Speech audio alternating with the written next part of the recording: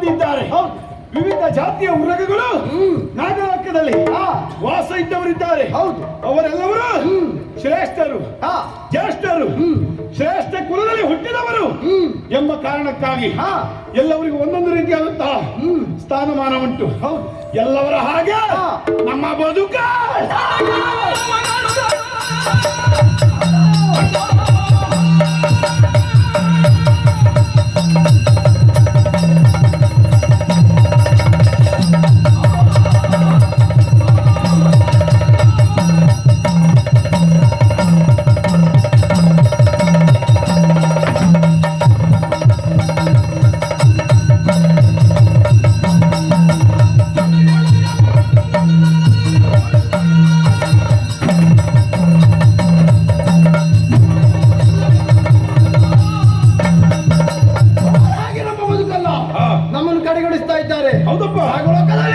ನಮಗೆ ಸಿಗಬೇಕಂತ ಗೌರವ ಅಷ್ಟೇ ಅಲ್ಲ, ಕಾಲ ಕಾಲಕ್ಕೆ ಬೇಕಾದ ಪೂಜೆ ಇರುತ್ತದೋ ನಮ್ಮ ಪಾಲಿಗೆ ಸಿಗ್ತಾ ಇಲ್ಲ. ಎಲ್ಲಿಯ ತನಕ ಕೇಳಿದ್ರೆ ಅವಿರ್ಭಾಗ ಇಲ್ಲ ಎನ್ನುವಂಥದ್ದು ನಮ್ಮ ಪಾಲಿಗೆ ಎಲ್ಲ ಉರಗಗಳಿಗೂ ಅವಿರ್ಭಾಗ ಉಂಟು.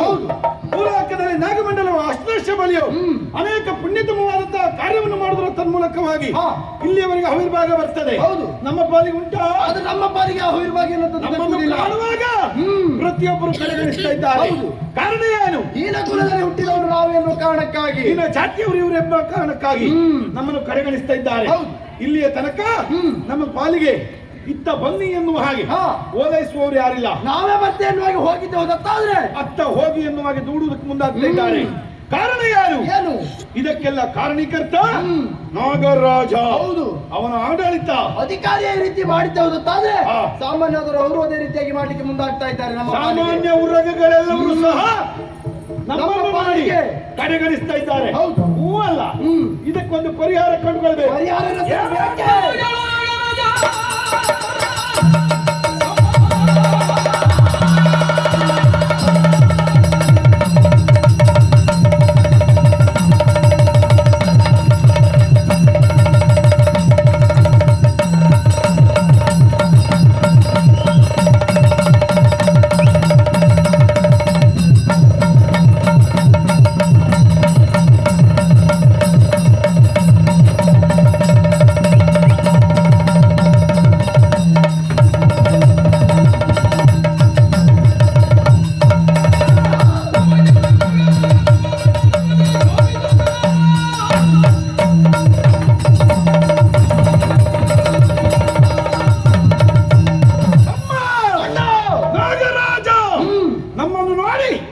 ಕೇವಲ ಭಾವನೆಯಿಂದ ಕಾಡ್ತಾ ಇದ್ದಾನೆ. ಇಲ್ಲಪ್ಪ, ಹೋಗಿ ನಮಸ್ಕರಿಸೋಣವೇ?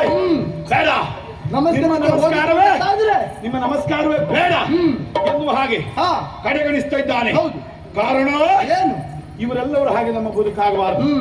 ಹೀನ ಜಾತಿಯಲ್ಲಿ ಹುಟ್ಟಿದ್ರು ಸಹ ಶ್ರೇಷ್ಠತೆಯಿಂದ ಮನ್ನಣೆ ಸಿಗಬೇಕು. ಹೌದು, ಗೌರವ ಸಿಗಬೇಕು. ಹುಟ್ಟಿದ್ದು ಮಾತ್ರ ಅಲ್ಲ, ನಮ್ಮ ಪಾಲಿಗೆ ಏನಾದ್ರೂ ಒಂದು ಸಾಧನೆ ಮಾಡಲೇಬೇಕು. ನಾವು ಸಾಧನೆ ಮಾಡಬೇಕು ಅಂತಾದ್ರೆ ಸಮರ್ಪಕವಾಗಿ ನ್ಯಾಯ ಒದಗಿಸುವವರು ಬೇಕು. ಯಾರು ಯಾರು ಯಾರ ಬಳಿ ಹೋಗುವುದು ಎನ್ನುವ ಹಾಗೆ ಬಹಳಷ್ಟು ಬಾರಿ ಯೋಚನೆ ಮಾಡಿದ್ದೇವೆ. ಆದ್ರೆ ನಾಗಗಳಲ್ಲಿ ಹಲವು ಜಾತಿಯ ಉರಗಗಳಿದ್ರು ಸಹ ಯಾರ ಬಳಿ ಹೋದ್ರು ನ್ಯಾಯ ಸಿಗ್ಲಿಕ್ಕೆ ನಮ್ಮ ಪಾಲಿಗೆ ಸಿಕ್ಕ ಇಲ್ಲ, ಸಿಗುವುದಿಲ್ಲ. ಯಾಕೆ? ಯಾಕೆ? ನಾಗರಾಜ ಇಲ್ಲಿಯ ಹೊಣೆಗಾರಿಕೆ ಹೊತ್ತವ. ಹಾಗಾದ್ರೆ ಮತ್ಯಾರಿದ್ದಾರೆ ಎನ್ನುವಾಗಿ ಯೋಚಿಸಿದಾಗ ಇದ್ದಾರೆ ಮೂರು ಮೂರ್ತಿಗಳು. ಹೌದು, ಪ್ರಪಂಚವನ್ನು ಪಾಲಿಸಿ ಪೋಷಿಸುವಂತಹ ಸೃಷ್ಟಿಸಿದ್ದಿಲ್ಲ ಹೊಣೆಗಾರಿಕೆ ಅವರಿಗುಂಟು. ಜೊತೆಯಲ್ಲಿ ಎಲ್ಲ ನಾಗಗಳಿಗಿಂತಲೂ ಇಲ್ಲಿಯ ಮೂರು ಮೂರ್ತಿಗಳ ಮಾತನ್ನು ಕೇಳಲೇಬೇಕು. ಕೇಳ್ತಾನೆ. ಹಾಗಂತ ಅವರಿಗೆ ಬರ್ತಾರ? ಬರುವುದಿಲ್ಲ. ಹೌದು, ನಾವಾಗೆ ಹೋಗಬೇಕು, ಅಲ್ಲಿವರೆಗಾಗಿ ಹೋಗಬೇಕು, ಹೇಳಿಕೊಳ್ಳಬೇಕು. ನಮ್ಮ ಮನಸ್ಸಿನಲ್ಲಿದ್ದಂತಹ ದುಗುಡವನ್ನು ಅವರ ಮುಂಭಾಗದಲ್ಲಿ ಬಿತ್ತರಿಸಲೇಬೇಕು. ಆವಾಗ ನಮ್ಮ ಪಾಲಿಗೆ ಸರಿಯಾದಂತಹ ಒಂದು ಮನ್ನಣೆ ಸಿಗ್ತದೆ, ನಮ್ಮ ಪಾಲಿಗೆ ನ್ಯಾಯ ಸಿಗ್ತದೆ. ಸಿಗಬೇಕು ಅಂತ ಆದ್ರೆ ಹೋಗುವುದು ಯಾರಿಗೆ? ಯಾರ ಬಳಿ? ಯಾರ ಬಳಿ ಯೋಚನೆ ಮಾಡಿದ್ದಾನೆ. ಇದ್ದಾನೆ ಯಾರು? ಕಡೆ ದಿಕ್ಕಿನ ವಾಸಿ ಆಮ್ನೋಡ ಪರಮೇಶ್ವರ. ಅಣ್ಣ ಹೊರಟೆ ನಾನು. ಅಲ್ಲರಿಗೆ ಹೋದ್ರೆ ಸರಿಯಾಗುತ್ತಾ? ನೀನು ಹೊರಟೆ, ಆದ್ರೆ ಅಲ್ಲಿಯರಿಗೆ ಹೋದ್ರೆ ನಮ್ಮನ್ನು ಕಡೆಗಣಿಸ್ತಾರೆ. ಯಾಕೆ? ಅವನ ಕುತ್ತಿಗೆಯಲ್ಲಿ ಹಾವುಂಟು, ಆತನ ಸೊಂಟದಲ್ಲೂ ಹಾವುಂಟು. ಉರಗಭೂಷಣ ಹೌದಪ್ಪ ಶ್ರೇಷ್ಠ ಜಾತಿ ಗಂಗಾಧರ. ಅಲ್ಲಿದ್ದಾರೆ ಪರಮೇಶ್ವರ ಹ್ಮ್.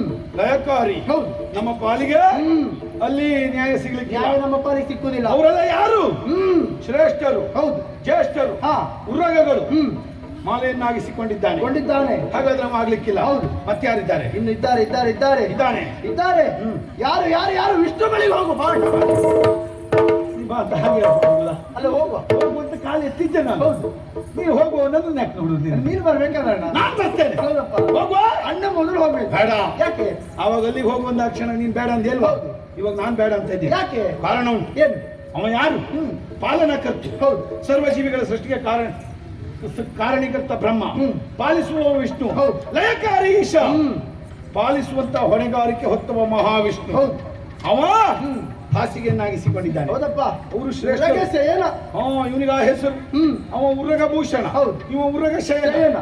ನಮ್ಮ ಮಾತಿಗೆ ಬೆಲೆ ಸಿಗ್ತದ ಬೆಲೆ ಸಿಕ್ಕುದಿಲ್ಲಪ್ಪ ಮನ್ನಣೆ ಸಿಗ್ತದ ಸಿಕ್ಕುದಿಲ್ಲ ಗೌರವ ಸಿಗ್ತದ ಸಿಗುದಿಲ್ಲ ಇಲ್ಲ ಇಲ್ಲ ಹೋದ್ರು ನಾವು ಅರ್ಥ ಅಲ್ಲಿವರೆಗೆ ಹಾಗಾದ್ರೆ ಮತ್ತೆ ಯಾರು ಹ್ಮ್ ಯಾರು ಯಾರು ಇದ್ದಾನೆ ಇದ್ದಾನೆ ಕಡೆಯ ದಿಕ್ಕಿನ ವಾಸಿ ಬೇಡ ಬೇಡ ವೈಕುಂಠಪತಿ ಬೇಡ ಹ್ಮ್ ಸತ್ಯಲೋಕದ ವಾಸಿ ಬ್ರಹ್ಮದೇವ ಅದೇವ.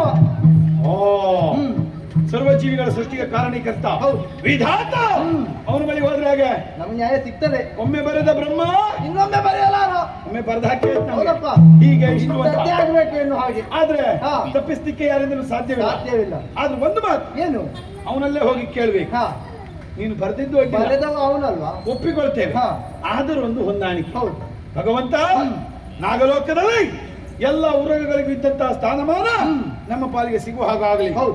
ನಮ್ಮ ಪಾಲಿಗೆ ಅವಿಭಾಗ ಸಿಗುವ ಹಾಗಾಗಲಿ ಭೂಮಿಯಲ್ಲಿ ಹಾ. ನಮ್ಮ ಕುರಿತಾಗಿ ಪೂಜೆ ಸಲ್ಲಿಸುವ ಹಾಗೆ ಹ್ಮ್. ಆಗಲಿ ಎನ್ನುವ ಹಾಗೆ ಹಾ. ಅವನಲ್ಲಿ ಬೇಡಬೇಕು ಹೌದು. ಬೇಡಿದ್ದು ಹೌದು ಅಂತಾದ್ರೆ ಹ್ಮ್ ಅವ ನಮ್ಮನ್ನು ಪಾಲಿಸ್ತಾನೆ ಪಾಲನೆ ಮಾಡ್ತಾನೆ ಆತ. ದೇವೋ ಎನ್ನುವ ಹಾಗೆ ಹೌದು. ಕರೆದಾಗ ಹ್ಮ್. ಭಕ್ತರೇ ಎನ್ನುವ ಹಾಗೆ ಹ್ಮ್. ಓಡೋಡಿ ಬರುವವ ಬರೆದವ ಆತ ಅಲ್ವಾ ಹೌದೌದು ಅವನಲ್ಲೇ ನಾವು ಹೋಗುವ ಪರಿ ಹೇಗೆ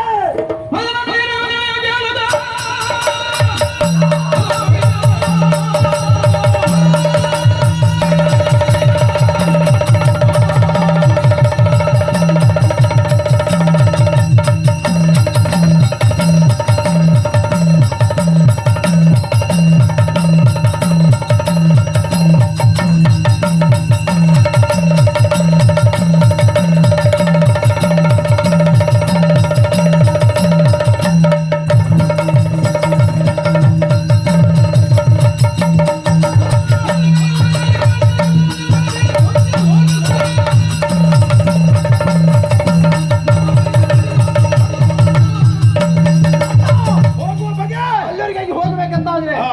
ಹೀಗೆ ಹೋಗುದಲ್ಲ ಈಗ ಹೋಗುದಲ್ಲ ಆತನ ನಾಮಸ್ಮರಣೆ ಮಾಡಬೇಕು ಇವಾಗ ಸಮಯ ಎಷ್ಟು ಹ್ಮ್ ಮಧ್ಯಾಹ್ನ ರಾತ್ರಿಯ ವೇಳೆ. ಹೌದು ಬೆಳಗಾಗುವುದ್ರೊಳಗೆ ಹ್ಮ್ ಸತ್ಯಲೋಕವನ್ನು ಪ್ರವೇಶ ಮಾಡ್ಬೇಕು ಹೌದು ಯಾಕೆ ಯಾಕೆ ನಾವು ಹೊರಟ ವಿಚಾರ ಹ್ಮ್ ಉಳಿದ ಉರಗಗಳಿಗೆ ಗೊತ್ತಾಗಬಾರ್ದು ಹೌದು ಬೇರೆ ಸಮಯದಲ್ಲಿ ಹೋದ್ರೆ ತಿಳಿದಿತ್ತಂದ್ರೆ ಅಲ್ಲಿಗೂ ಬರ್ತಾರೆ ಅವರು ಹಾ ಹ್ಮ್ ಯಾರಿಗೂ ಅರಿವಿಲ್ಲದೆ ಅಲ್ಲಿವರೆಗಾಗಿ ಹೋಗಬೇಕು ನಾವಿಬ್ಬರು ಹ್ಮ್ ಏಕೋದ್ರಡ ಭಕ್ತಿಯಿಂದ ಹಾ ಬ್ರಹ್ಮದೇವನ ನಾಮಸ್ಮರಣೆಗೈಯುತ್ತಾ ಹಾ ಕಾಯ ವಾಚ ಮನಸ್ಸ ಹ್ಮ್ ವಿಕರಣ ಶುದ್ಧಿಯಿಂದ ಹೌದು ದೇವರನ್ನು ನಾಮಸ್ಮರಣೆ ಮಾಡುತ್ತಾ ಹೋಗ್ಬೇಕು ಅಲ್ಲಿವರೆಗಾಗಿ ಹೋಗ್ಬೇಕು ಸತ್ಯಲೋಕದವರೆಗೆ ನಾವು ಬಂದಂತ ವಿಚಾರ ಆತನಿಗೆ ತಿಳಿಬೇಕು ನಾವು ಹೋಗುದು ನಾವು ಹಾಗಾಗಿ. ಹೋಗುವುದ್ರೊಳಗೆ ಹ್ಮ್.